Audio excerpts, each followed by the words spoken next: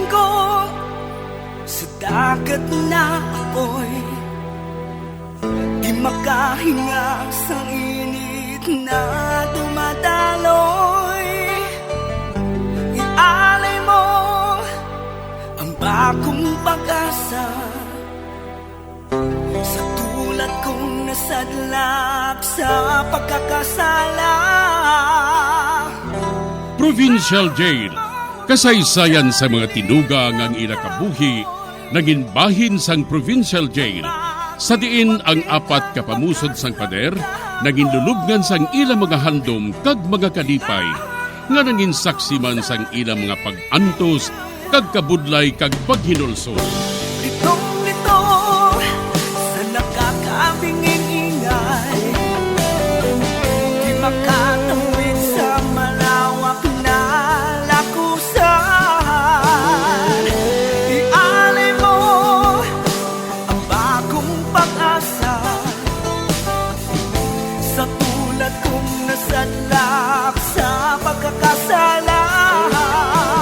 Provincial Jail, makig-upod kita sa ila pagpanarambiton, kag makigbahin kita sa ila kalipay, kag pag-antos, nga ilaman na agong sa Provincial Jail.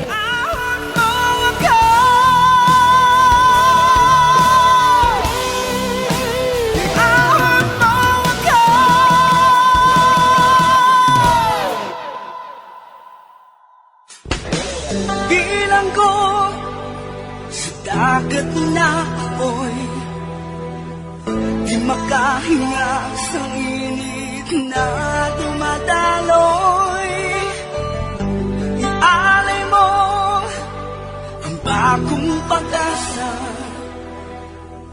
sa tulad kong nasadlak sa pagkakasala.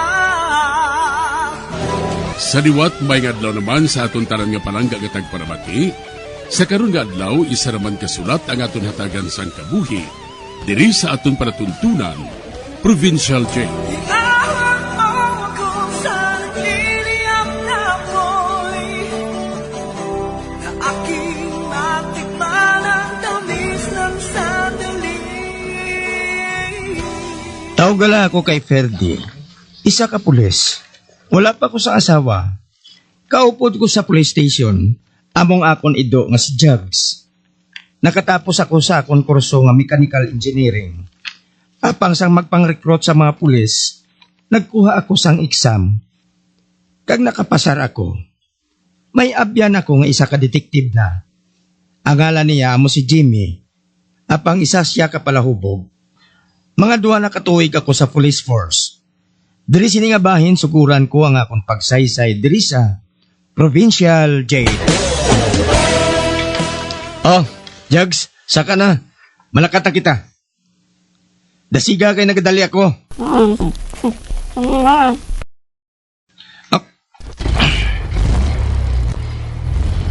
Dito ako makadto sa Santo Tomas Village. Madugay na nga wala ako makalibot dito. Sa tanan nga barangay nga nasakpan sang jurisdiksyon ko bilang pulis, ang Santo Tomas among malinaw. Wala sa nagkakatabo nga krimen. Isa ini sa mauswagon nga barangay.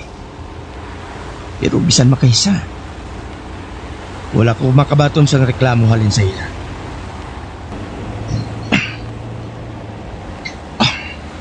Arin ako. Diri ako maparking. Di sa may atubangan sa pantalan. Masulod ako sa jutay nga bar kag coffee shop ngayon na. Si Mr. Josefino ang tagiyasin ha.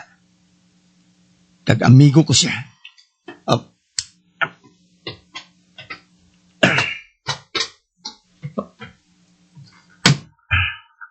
Jags, hindi ka magaling diri ha. Masugilanaw lang ako sa makadali.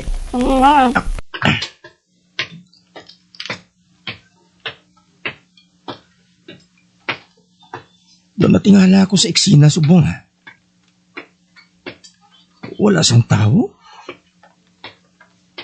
Siyang nagligad nga inadlaw ang mga tao diri. Masako sa pagpakadto pa kare. Mangod ang merkado ari lang sa unan. Kaga masako man ang mga pag-abot sang fishing boat sa pantalan. Kag nagariyas ang ilang mga isda. Apang subong. Bisan isa ka fishing boat, wala ko sa nakita. Kagkajutay sang tao diri. Di sila kadto. Dapat lang nga magguwa sila bangod manami ang kondisyon sa panahon subong. Masulod ako dira sa bar and coffee shop. Arimpertahan. Ba?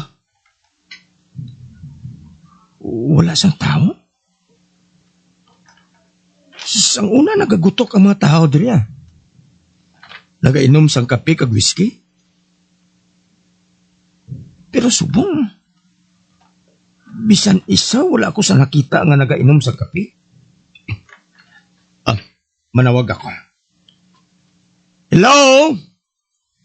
May tao bala dire? Hoy, Verde! Ikaw gali? Oh. Di nang mga suki mo. Nakakalinong dire. Patay na bala sila tanan? Ano ba lang imnon mo? Kape na lang. Oh, di nang mga tao dire. Kabalo ka naman nga basta mo ining oras, malinong. Ano ka? Mabiling ko na ikaw ha. May tanawon na ako sa sulod. Kalinong subong Masami madamong nagakadto dire. Pero wala ko makaibalo nga wala sang madamo nga tao dire sa palibot. Amo gani na nga sa mo sining nga oras, malinong ang tao. Isa pa ang mga tao dire malinong kag malipayon, Verde. Kaga wala bala sang nagagamo dire? Wala sige ha, malakat anay ako. Ato na siya. May namanay ako sang kape. Basi kung naga-imagine lang ako. Nadumduman ko nga madamo sa mga tao nga nagalabay-labay lang pakadto sa guwa kag sa sulod. Magwa na ako. Malibot-libot ako sa guwa.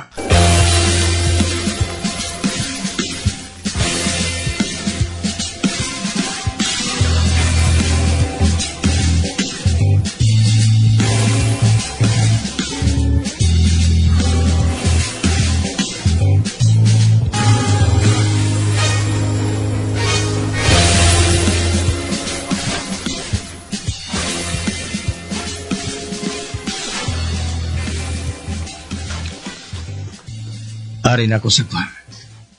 Ba? Amo man gihapon? Kalakas ang mga tao diri? Din sila nakaladto. Ato si Mrs. Berto. Tagiyay na sang general store. Kagara siya sa tupad sang lamisa.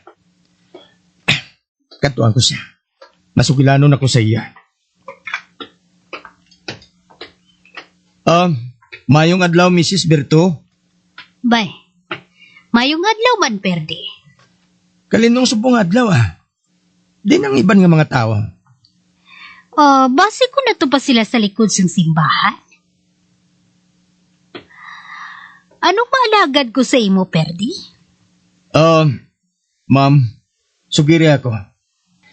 Anong ginahimo sa mga tao sa simbahan sa adlaw sang Lunes? Mahinadlukon kami sa Diyos diri sa Santo Tomas, Perdi.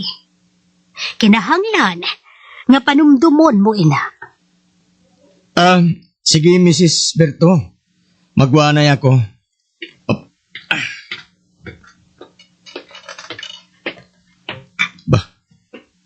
Nagbukas ang ganahan sang simbahan. Kag naguluwa ang mga tao. Madamo ako sa kilala nga nagwa. Bugnoon ko sila. Hi, Jack! Noni! Mrs. Delia, good morning! Hello! Miss Astran? Kamusta ka? Bernie?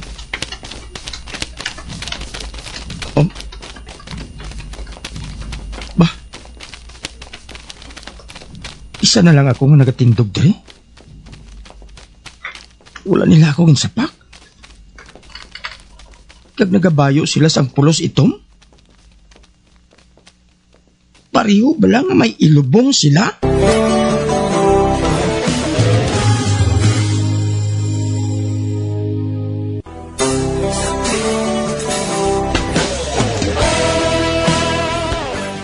Sang magkadto ako sa barangay Santo Tomas, dako gid ang akon katingala. Tungod sang masami sang nagakadto ako diri, madamo sa mga tawo. Apang sang magkadto ako sang adlaw nga to, natingala ako tungod malaka ang mga tawo. Kag sang ulihi, nakalambot ako sa simbahan, kag natingala ko nga ang mga tawo nga nagagwa sa simbahan, nagabayo tanan sang itom. Kag sang ginbugno ko sila, wala sila nagsapak sa akon. Sa pagpadayon ko pagid, ang pastor, ara siya. Sugataon ko siya. Amo ko palang ini siya makita. Nagabayo man siya sang ito. Good morning, pastor. Ako gali si Ferdi Sasas, pulis diri sa palibot. Bago ka lang diri, pastor? Ako si Fergus Asis. Mayon lang sitwasyon diri, pastor? Punong simbahan bisan adlaw nga Lunes, May mabaskog nga religious revival diri. Kung wala ka na sang kinahanglan, may buhaton pa ako. Ina, kung wala ka na sang problema. May problema gid, pastor. Sorry, kid. Apang nagadali ako, tira ka na.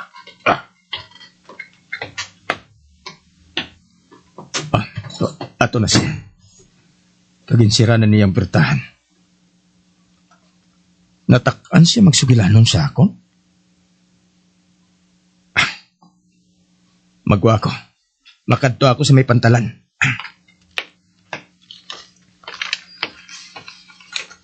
Pamumanggihapon ang sitwasyon. Wala sa mga tao din. Daw sa nagalikaw sila sa akon. Hinali lang ang nagrelyoso mga tao din. Anong rason? Mamangkot ako sa iba ng mga tao din. Pero malayo pa. Nagapanirado na sila. Dudusogid ako. Kung nga hinali lang nagbaylo ang ila batasan. Mapauli na ako. Nakaibalogid ako. Ibaluon ko gid karon. Kung nga naglain ang batasan sa mga tao din.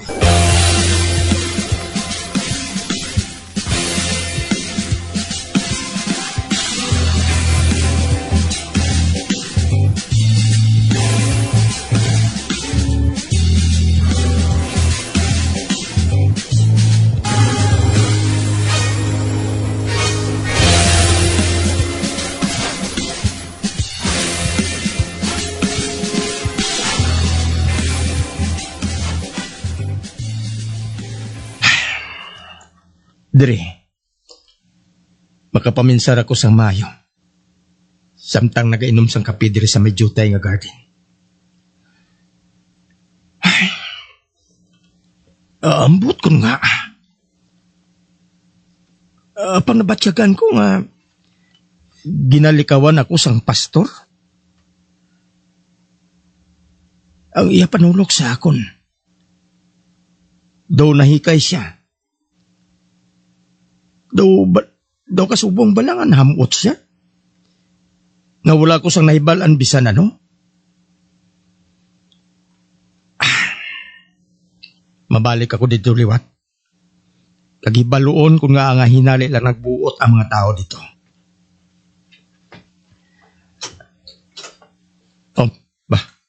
May nagsulod? Si Elsie? Siyang nagsulod niya na. Nagabayo sa malubo. Kagitao ng yapusod. Kagang yabuhok, color pink. Elsie, magpungko ka. Wala man gyapon sa matabodra. Matabo nga, no? Hindi ka ngayon sa buhok mga pink. Ang tanan nga hindi urig, hindi sexy tulukon. Do sa uli anon ka ba lang nga sa isang abyan? May asawa ka na, Ferdy? Kanagkadto ako, tiri. Para mahibalaan, kung may balita ka na nga ihatag sa akon. Kag hindi agad insultohon ako, no? Mas maayo na lang ko sa imo, eh. Kay bisan paano, nagapangita ako sang paagi na makakita sang balita. Kaya amoy nang ako ng obligasyon, eh. Reporter ako. Samtang ikaw, nagapungko lang diri na nagainom sang kape. Samtang ang matuod, madamo ka sa mahimo. Agod nga, magsaka ang ranggo mo. Hindi ka magpabilin, nga haw lang nga pulis tubtubsan o. Kaya ang matuod, tamaran ka. Husto ka na magpatawhay diri sa police station. Bisan ultimo nga detective, wala ka pa makalambot. Maayo ka matuod nga pulis, apang tifol-hol. Maayo ka lang magpanakop sa mga hubog. Maayo ka magpanakop sa mga kawatan, sa mga karabaw. Tra, ano lang gani? Ay, gali, nahaw, anong ihambal mo sa akon? Wala ka nagid sang sapatos? Amulay na pirming nasuksok mo eh. Tinis. Basi makita mo dira ang kapid nga laon. Ang laon nga kapid? Si Agnes kasi ninin? Kaya balo ka, hindi sila maluyag nga makita ang isa ka babae nga nagasuksok sang blouse eh. Kag pagkatapos, nagasuksok sang tinis. Hindi kasi na makakita sang boyfriend. Wala ka pala sang iban nga sapatos nga mataas ang takon? Hoy, Ferdy, wala ka sang labot kung anong nga sapatos ang suksokon ko, no? Kami nga mga babae, wala sang pakialam kung anong isoksok namon, no? Balibad. Ang matuod, nagapasiksik mo kay man, gusto ninyo nga makabunit sang lalaki. Kung pareho man lang sa imong lalaki nga mabunit ko, mapatuka na lang ko sa pato. Dira ka na gani. Nagpudag-pudag pa siya nga naghalin. Naakig siya. Wala siya makaibalo nga naakig man ako. Kay man, hindi ko man mag-gets ang nagakatabo sa Santo Tomas. Nakaibalo ako. Na may rason gid ko nga nagriwat ang batasan sa mga tao dito. Tapang hindi ako makapamangkot kung ano.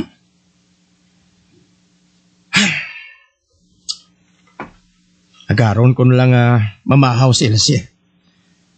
Para madulang iya kainit sa akon. Pero panulo ko. Labi siya nga nagatahom kung maaki. Pero sa piyak sina, mag-abyan kami gihapon.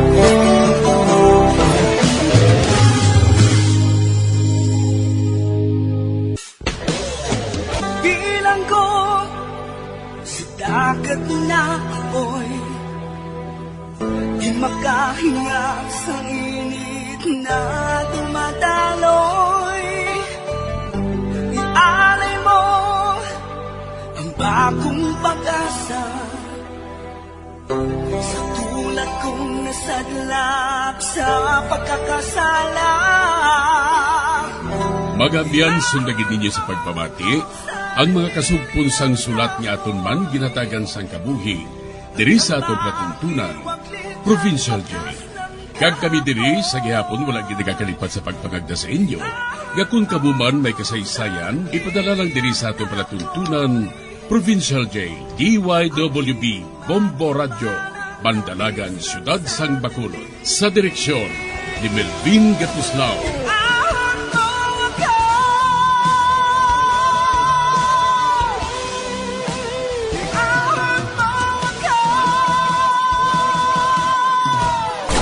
Bombo Radio Philippines. Patuloy na #1 sa drama. Fast pa Radio! Bombo!